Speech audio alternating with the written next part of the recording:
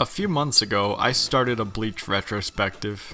Since then, I took a brief hiatus, and in that time, it seems the 1000-year Blood War arc is finally around the corner. If you remember anything about my Substitute Shinigami Arc video, I mentioned that I was originally gonna include differences between the anime and the manga, but then I decided to make it into its own video, and that's because there are a lot of changes. Some of which improve the story, and others are more questionable. So now I'm going to cover all of the changes in that first arc, so you can learn just how differently these two versions approach storytelling. When you first open Bleach, you can see Rukia using some sort of spirit divination tool to detect hollows. This is removed from the anime, possibly because Shinigami can passively sense spirits without tools. When you're writing a long-running story, you don't necessarily have a whole lot of foresight into all the little details, so going back and making little changes to the anime adaptation makes sense. The anime also opens with a glimpse at what seems to be Hueco Mundo, perhaps as a form of foreshadowing. When Ichigo scolds punks in the manga, he has the ghost girl make herself visible to scare them off. This ability of spirits is never seen again, so perhaps it was an intentional retcon. Likewise, the girl appears with the same injuries that she died with. However, as you go on, no other spirit shows these properties.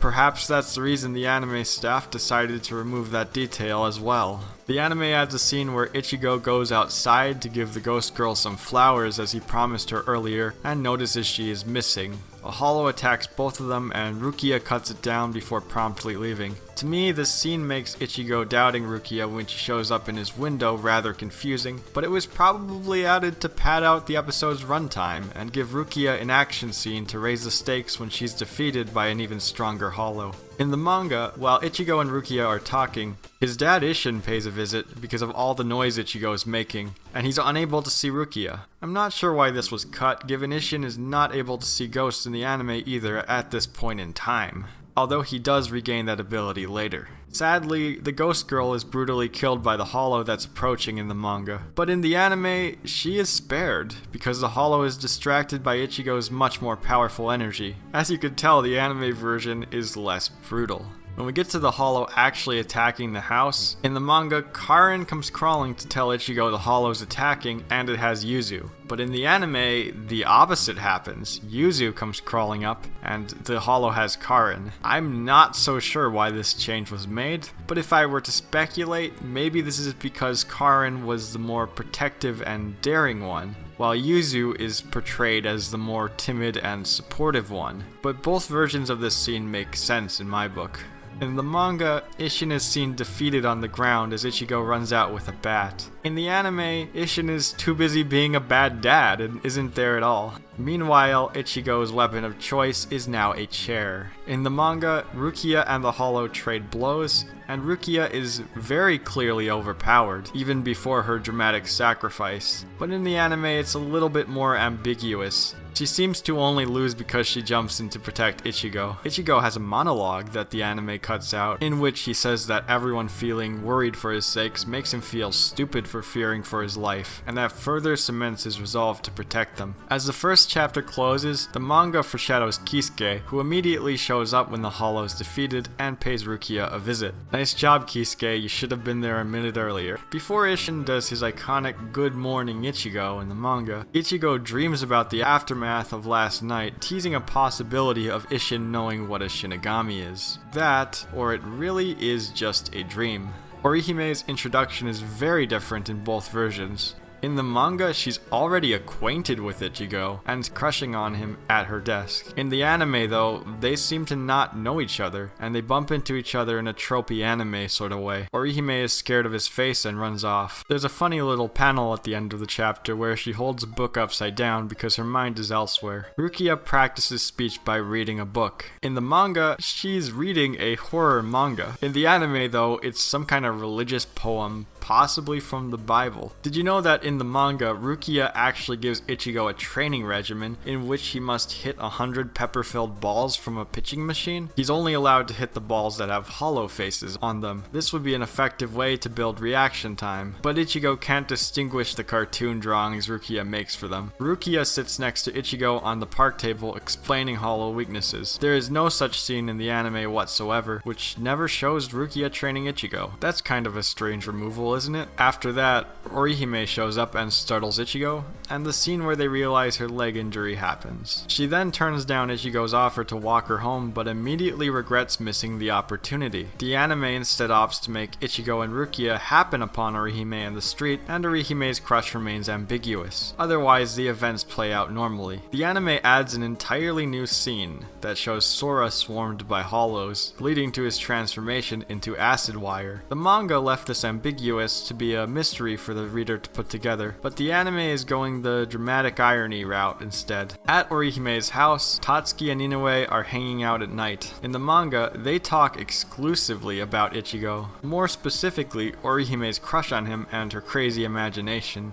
The anime instead opts for a casual conversation, not exclusively involving Ichigo, but rather focusing on Orihime's weird eating habits. The battle with Sora makes its way onto the streets, in which Orihime inexplicably makes the leap from being inside the house to intercepting Sora's attack in the nick of time. This doesn't really make a whole lot of sense, but the manga actually had the entire fight in Orihime's house. This was a pretty bad change in my opinion, but at least the fight in the streets was stylistically cooler. Overall, the manga tried to portray Sora's rage as jealousy over Ichigo. For some reason, him becoming the main guy in Orihime's life gives him some kind of weird sister complex. But the anime instead portrays Orihime as caring more about socializing with new people in general, and Sora not feeling any grudge towards Ichigo in particular. In my opinion, this was an excellent change because Ichigo shouldn't be the only thing that defines Orihime's personality. Yes, Ichigo should be the center of attraction, but I don't necessarily feel he has to be the name that everyone must mention, you know what I mean? After Acid Wire's defeat, Orihime's memories get erased, and the manga shows a panel of her visiting her brother's grave, as if to suggest the feelings remain even if the memories are gone. In the anime, they are simply erased, and that's that, at least for now. Chad is actually depicted quite differently between the two versions. The anime adaptation shows a flashback of Chad taking hits from some goons to save Ichigo. Ichigo says that Chad is a pacifist and would never swing back.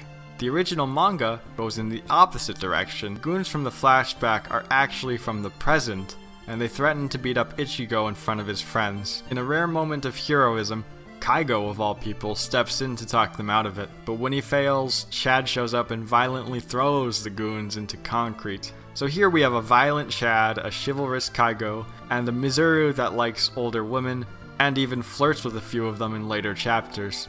So I guess you could say that Ichigo's friend group got quite overhauled. Rather than getting a weird vibe when seeing Chad's wound and later rushing to Ichigo from her bed, Karin is at her school when her hollow senses start to tingle. But she misinterprets that feeling as needing to rush to the bathroom at first. In this scene, we also meet the manga-exclusive character, Midoriko, a friend of Yuzu and Karin. She seems to be pretty kind-hearted. Chad attacking with some electric pole caused a slight power outage.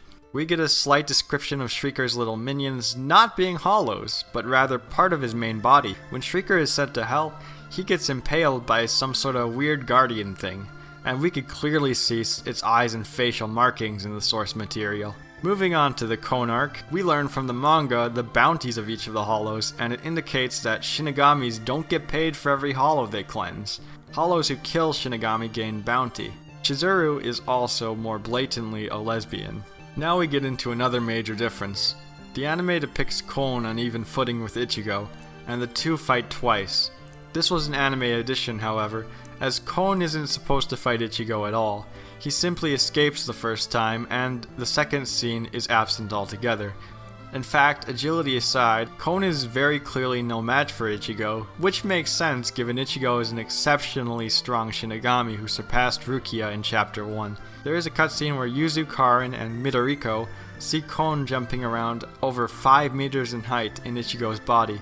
Not wanting him to gain a bad reputation, Karin frightens Midoriko into not telling a soul. It's revealed that the desk Tatsuki threw and smashed was Mizuru's. I like how Kubo pays a lot of attention to the aftermath of chapters with these little drawings. To cap off this arc, there's a cutscene of Ichigo leaping around town on the news, much to his dismay. On top of Chappie, the soul dispensing candy mascot, there are some really funny unpopular models that the manga shows us. Blues, the depressed monkey, Gringo, the panda, and my favorite, Alfred the Gentle Skeleton. While Yuzu and Karen have their own beds, they share one bed at night before their mom's day of death, possibly for additional comfort. It's very wholesome. The anime instead focuses more on Ichigo's depression the night before, and gives Orihime her own scene for the volume's character quote about rain. A new Shinigami is introduced not in the original story. He is in the stealth force of the Soul Society and is sent on a mission to check up on Rukia. He confronts Rukia and tries to make up an excuse on her behalf, but she's too proud to accept it. Ichigo shows up and the two fight, but this is interrupted with the Grand Fisher's arrival. The Shinigami takes a direct attack to free Ichigo's sisters before passing out from exhaustion. Then he decides to turn a blind eye when he notices Ichigo and Rukia are doing their best and are good people. However, as this character was invented for the anime, the source material sees Ichigo himself freeing his sisters. Once the Grand Fisher has Ichigo pinned down, he miraculously pulls out the resolve to finish the job. However, it should be noted that the anime adds an additional scene, where Masuki's spirit possesses the bait, allowing her final thoughts to be conveyed to her son. Without this scene, Ichigo's lack of resolution makes him much angrier and guiltier when he talks to Isshin at Masuki's grave afterwards, but otherwise the two versions play out the same, and give Ichigo a reason to be Shinigami from here on out. While the anime depicts the battle between Grand Fisher and Ichigo as ending in a stalemate, the manga actually suggests that Ichigo is the winner of this fight as he destroys the Grand Fisher's body completely, forcing the Grand Fisher to retreat in the form of its bait.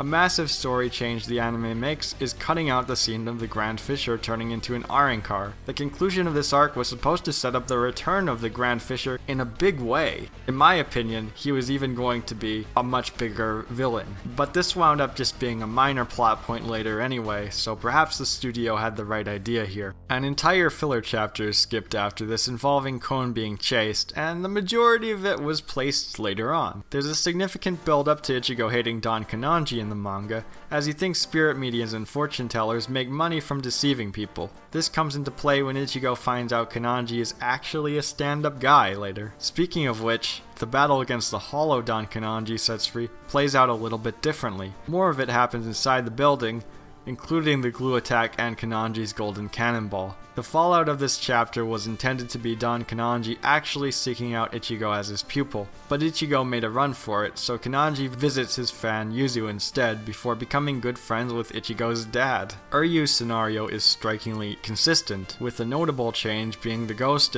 Ichigo and Rukia save, who is a bigger dork in the manga. When we get to Chad's arc, Don Kananji could be seen sensing the impending doom of the hollow bait in the hair salon. Karen's friends that Chad saves are actually given names and descriptions. Chad and Orihime's backstories have a few more details in the anime. I find the diagram of Shinigami drawing power from the inside and Quincy's from the outside to be a lot clearer drawn out. Finally, there is an episode where Rukia spends her last day, and it's a lot more fleshed out in the anime. This really lets the tension build. That summarizes all of the changes I could find within the first 15 episodes of Bleach. I hope that you can see from this video that Bleach the anime and Bleach the manga are two very different works, even if they follow the same story structure and story beats. The focus on the manga is more on how characters think and feel in the moment, whereas the anime is more focused on the lore and story of the world, the past of its characters, and a few added emotional resolutions. Overall, going through both of the versions offers a much more complete experience and really helps you understand the nuanced themes and messages that Bleach brings to the table, because it's not easy to grasp how deep this franchise is with just one sitting. I hope you enjoyed this video. If you want more like this, don't hesitate to tell me in the comments section. I'm actually not sure if I should continue the Bleach retrospective though, because it was one of the worst performing videos on my entire channel, like ever. I'm gonna put a link to the video in the closing card, so just click on it and check it out. If enough people ask me to continue, I will gladly do so. And yeah, if you're wondering what's up with my upload schedule and what the hiatus was about, I'll drop a video on it soon. The long and short of it is, I'm working on my own video game, so I'm very excited to talk about that. As for what I'm doing in the near future of this channel, expect a few game reviews on top of some anime reviews. I hope you have a wonderful day and take care of yourself.